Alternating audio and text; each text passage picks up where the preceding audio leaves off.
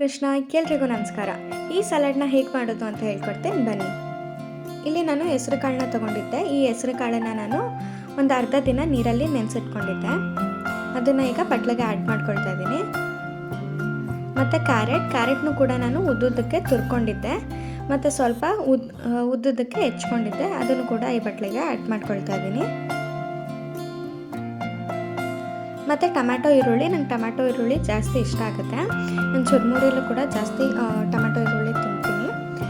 ನಾನು ಈಗ ಸಲಾಡ್ಗೂ ಕೂಡ ಟೊಮ್ಯಾಟೊ ಈರುಳ್ಳಿ ಹಾಕ್ಕೊಳ್ತಾ ಇದ್ದೀನಿ.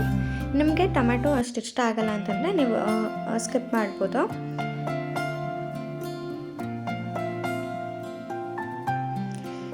ನಾನಿಲ್ಲಿ ಎಲೆಕೋಸನ್ನ ತೊಗೊಂಡಿದ್ದೀನಿ. ಎಲೆಕೋಸನ್ನ ಉದ್ದುದ್ದಕ್ಕೆ ಹೆಚ್ಕೊಂಡಿದ್ದೀನಿ, ಸ್ವಲ್ಪ ತುರ್ಕೊಂಡಿದ್ದೀನಿ. ಇದನ್ನು ನೀವು ಕಟ್ ಮಾಡ್ಕೊಳ್ಳೋಕ್ಕಿಂತ ಮುಂಚೆ ಸ್ವಲ್ಪ ಎಲೆನ ತೆಗೆದುಬಿಟ್ಟು ಬಿಸಿ ನೀರಲ್ಲಿ ಚೂರು ಉಪ್ಪು ಹಾಕ್ಬಿಟ್ಟು ಒಂದು 2 ನಿಮಿಷ ಬಿಟ್ಟಿರಿ. ಅದಾದಮೇಲೆ ಹೆಚ್ಕೊಂಡೆ ತುರ್ಕೊಳ್ಳಿ.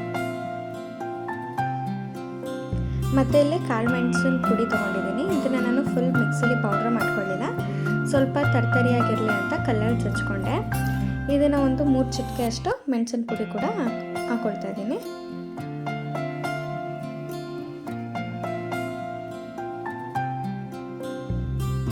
ಇದನ್ನು ಮ್ಯಾಜಿಕ್ ಮಸಾಲ ಅಂತಲೇ ಹೇಳ್ಬೋದು. ನಮ್ಮಮ್ಮ ಇದನ್ನು ತರಕಾರಿ ಪಲ್ಯಕ್ಕೆಲ್ಲ ಹಾಕ್ತಾರೆ. ಇದನ್ನು ಕೂಡ ಒಂದು 3 ಚಿಟಿಕೆ ಇರಲಿ ಅಂತ ಅಂದ್ಬಿಟ್ಟು ನಾನು ಹಾಕ್ಕೊಂಡೆ. ಇದರದ್ದು ಫುಲ್ ವಿಡಿಯೋ ಬೇಕು ಅಂತಂದರೆ ಸಪ್ರೇಟಾಗಿ ಮಾಡಿ ಹಾಕ್ತೀನಿ. ಇಲ್ಲಿ ನಾನು ಸಲಾಡ್ ಡ್ರೆಸ್ಸಿಂಗ್ ತಗೊಂಡಿದ್ದೆ. ಇದು ಎಲ್ಲ ಅಂಗಡಿಯಲ್ಲೂ ಕೂಡ ಸಿಗುತ್ತೆ. ಇದನ್ನು ಒಂದು 2 ಸ್ಪೂನ್ ಆ್ಯಡ್ ಮಾಡಿಕೊಂಡೆ. ಆ್ಯಡ್ ಮಾಡಾದ್ಮೇಲೆ ಇದನ್ನು ಚೆನ್ನಾಗಿ ಮಿಕ್ಸ್ ಮಾಡಿ, ಅದಾದಮೇಲೆ ರುಚಿಗೆ ತಕ್ಕಷ್ಟು ಉಪ್ಪನ್ನ ಹಾಕ್ಕೊಳ್ಳಿ. ನಾನು ಇಲ್ಲಿ 1 ಚಿಟಿಕೆ ಹಾಕಿದ್ದೆ, ಆಮೇಲೆ ಆ್ಯಡ್ ಮಾಡಿಕೊಂಡೆ ಉಪ್ಪನ್ನ.